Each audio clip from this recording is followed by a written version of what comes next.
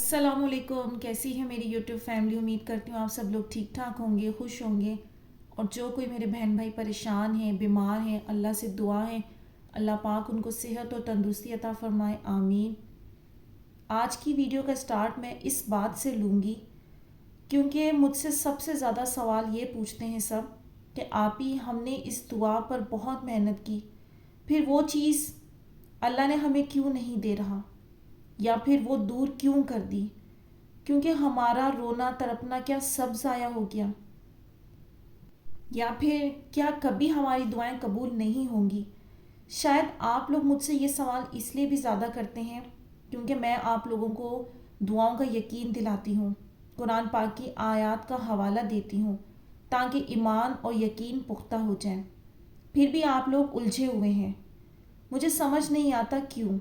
ज़्यादा से ज़्यादा मोटिवेशनल वीडियोस शेयर करने का मकसद भी यही होता है कि आप लोग मायूस ना हो, हिम्मत ना हारें। क्योंकि इंसान का मामला ये है कि जब तक वो ऐसी बातें सुनता है, अल्लाह की बातें सुनता है, यकीन की बातें सुनता है, तो उसे बहुत यकीन रहता है।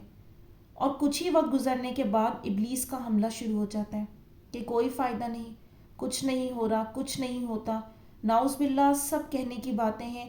अब ये सब क्या वजह है? जब इंसान अपनी मर्ज़ी में फंसा हुआ हो और ना अल्लाह के निज़ाम को समझ रहा हो, ना अल्लाह के प्लान को, और ना कोई अल्लाह को, ना उस पर यकीन को, फिर मायूसी गालिब आ भी रही होती है। अगर आप पर के कुछ नहीं हो रहा तो ये सोच लें कि जब इस दुनिया में नहीं थे तब भी तो ये दुनिया चल रही थी, निज़ाम चल रहा था। क्या आपके सोचने समझने से कुछ हो रहा था? आप तो कुछ भी नहीं जानते थे। तब जब कुछ ना रुका तो अब क्यों रुकेगा? और ये दर्द के अल्लाह ने क्यों तुड़वाया आपको, क्यों दुआओं के बाद भी नहीं मिल रहा, तो आप आजमाइश के मतलब को कैसे समझेंगे जिससे कोई भी ना बच सका इस ज़िंदगी में। ऐसा होता है ज़िंदगी में कि सब ठीक जा रहा होता है, फिर अचानक एक ऐसी ठोकर लगती है कि अर्श से ज़मीन पर जा गिरते हैं। फिर जहाँ समझ नहीं आता कि करना क्या है, खुद से सवाल कर कर के थक जाते हैं कि मेरी गलती क्या है जो ये तकलीफ़ मेरे हिस्से में आई। फिर आहिस्ता आहिस्ता जब रास्ता नज़र आना बंद हो जाता है तो आप सोचते हैं कि अब मैं इस चीज़ के बगैर ज़िंदा नहीं रह पाऊँगा। हालांकि उससे पहले ये सोचना होता है कि गलती हमसे हुई कहाँ जो आज ये रास्ते सब बंद हो गए। क्यों हुआ ऐसा कि कोई मोहब्बत करीब आकर दूर चली गई? क्योंकि जब आप अपनी ज़ात से ज़्यादा किसी चीज़ या इंसान को अहमियत देने लग जाते हैं, ख्वाह वो आपकी औलाद हो, माल हो, या फिर मोहब्बत, फिर रब को भूल कर दिन रात उसके पीछे भागने लगते हैं। यहाँ तक कि आप इतना डूब जाते हैं कि ये साथ हो, पास हो तो खुश रहूँगा, और ना हो तो गम में डूबने लगते हैं। उसके बगैर दुनिया की कोई और दूसरी शय अच्छी ही नहीं लगती, जो फिर अल्लाह हमें समझाने के लिए उस शय को दूर कर देता है। जैसा कि अल्लाह पाक ने सूरह ताहा की आयत नंबर 124 में फरमाया, और जिसने मेरी याद से मुंह फेरा तो बेशक उसके लिए तंग जिंदगानी है और हम उसे क़यामत के दिन अंधा उठाएंगे। अब देखें, ये बात कुरान से भी साबित हो गई, तो फिर तो शिकवा बनता ही नहीं कि हम सोचें कोई चीज़ हमसे क्यों दूर हुई। हमें अपने एहसासात को देखना चाहिए कि वो अल्लाह की मोहब्बत से ज़्यादा किसी और के लिए तो नहीं बढ़ रहे। ऐसा नहीं है कि रब ये नहीं चाहता कि आप ख्वाहिश ना करें, लेकिन वो ये भी नहीं चाहता कि किसी के लिए आप खुद को फना कर लें, इतना डूब जाए कि उसके अलावा कुछ नज़र ही ना आए। अब कुछ लोग कहते हैं कि आप ही की इतनी शिद्दत मोहब्बत भी तो अल्लाह ने हमारे दिल में डाली है, तो ये एक तरह से इल्ज़ाम है, क्योंकि अल्लाह तो ये कभी नहीं चाहता उससे बढ़कर किसी और को चाहा जाए। हो सकता है ये मोहब्बत आपके लिए टेस्ट के तौर पर आई हो कि आपको अल्लाह रसूल कितना याद रहते हैं, उन्हें ज़्यादा चाहते हैं, या इस फ़ानी इंसान को जो आपके लिए कुछ नहीं कर सकता। अगर किसी मोहब्बत में आपको अल्लाह याद है, नबी सल्लल्लाहु अलैहि वसल्लम की तालीमात याद हैं, और आप कुछ भी गुनाह किए बगैर उस इंसान के साथ निकाह की दुआ करते हैं, तो फिर ये कुछ गलत नहीं है। फिर अल्लाह भी ज़रूर आपकी मदद करेगा। लेकिन अगर आपने उसे रोग बना लिया है ज़िंदगी का, कि उसके बगैर जीने मरने का फ़ैसला कर लिया है और इसके अलावा कुछ दिखाई ही नहीं देता आपको, اور صبر کا دامن بھی ہاتھ سے چھوٹ رہا ہے تو یہ بڑے خطرے کی بات ہے۔ پھر وہ محبت مزید آپ سے دور ہو جائے گی، یہاں تک کہ بھاگتے بھاگتے آپ تھک جائیں گے۔ پھر جب رب آپ کو ٹھوکر دیتا ہے تو بتاتا ہے کہ آپ اللہ کے بغیر کچھ بھی نہیں ہیں، پھر آپ ٹھوکر کھا کر سیدھا اللہ کے پاس ہی جاتے ہیں۔ لیکن افسوس تو تب ہے جب اس وقت بھی انسان اللہ سے مایوسی اور شکوے کی باتیں کرتا ہے کہ مجھے ہی اس آزمائش میں کیوں ڈالا۔ کتنے لوگ ہیں جو اس طرح کی آزمائش میں آنے کے بعد گناہوں کی زندگی چھوڑ چکے ہوتے ہیں، تہجد اور نماز کے پابند بن جاتے ہیں۔ وہ یہ غور ہی نہیں کر رہے ہوتے کہ ان کے اندر کتنی بڑی تبدیلی آئی اس آزمائش کے بعد، اور گناہوں کے باوجود رب نے کتنا رحم کا معاملہ فرمایا۔ چھوڑ دیتا، اسی کے ساتھ آپ کو موت آ جاتی تو ہمیشہ کی زندگی میں واپسی کا آپ کو راستہ ملتا؟ اس نے تو بلکہ آپ پر کرم کیا، آپ کو بچا لیا، صحیح جگہ پر لے کر آ گیا، زندگی کے اصل مقصد اور مقام پر لے کر آ گیا، آپ کے پیدا ہونے کے مقصد سے اس نے آپ کو جوڑ دیا۔ اس کے باوجود بھی رب تعالیٰ سے شکوے، دعاؤں میں شک، وسوسے، جس اللہ نے تصور نہیں تھا کہ آپ اس طرح سے بھی پلٹ جائیں گے، اس طرح سے بھی بدل جائیں گے۔ جب اس رب تعالیٰ نے آپ کو اتنا بدل دیا، میرے پاس تو آتی ہے نا اس طرح ڈھیروں کہانیاں آتی ہیں، لائف چینجنگ اسٹوری، اور جب میں پڑھ رہی ہوتی ہوں وہ خود اعتراف کرتے ہیں۔ انشاءاللہ میں آپ لوگوں سے آگے چل کر شیئر بھی کروں گی کہ اس بات کے لیے کہہ رہے ہوتے ہیں کہ ہم تو نماز بھی نہیں پڑھتے تھے۔ وہ دکھ کرتے ہیں، افسوس کرتے ہیں اس بات کا، لیکن ساتھ میں آج کہتے ہیں کہ اب رب کی محبت کے سوا تو کچھ نظر ہی نہیں آتا۔ ماشاءاللہ یہ کتنے بڑے نصیب کی بات ہے کہ آپ اپنی حقیقی محبت کے پاس پہنچ گئے۔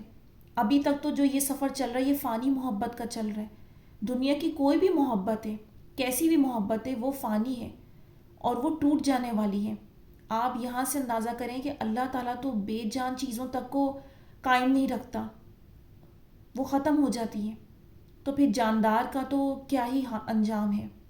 اس دنیا کی ہر شے وہ ٹوٹنی ہے اور وہ ٹوٹنے کے لیے ہی بنی ہے، اسی لیے انسان انسانوں کے ہاتھوں ٹوٹ جاتا ہے، اور پھر وہ یہ غم کرتا ہے کہ میرے ساتھ ایسا کیوں ہوا۔ غلطی ہم سے کہیں ہوئی ہوتی ہے۔ اگر اول روز سے ہم نے اپنا دھیان اپنے رب کی طرف لگایا ہوتا اور یہ امید رکھی ہوتی کہ جو ملے گا، جیسا ملے گا میرا رب دے گا اور میں اس پر راضی ہوں، تو پھر یہ ٹوٹنے کا درد کبھی نہ ہوتا۔ اگر آپ نے پہلے دن سے اپنا دوست، اپنی محبت، سب کچھ اپنے رب کو سمجھا ہوتا تو پھر آپ کسی انسان کے ہاتھوں نہ ٹوٹتے۔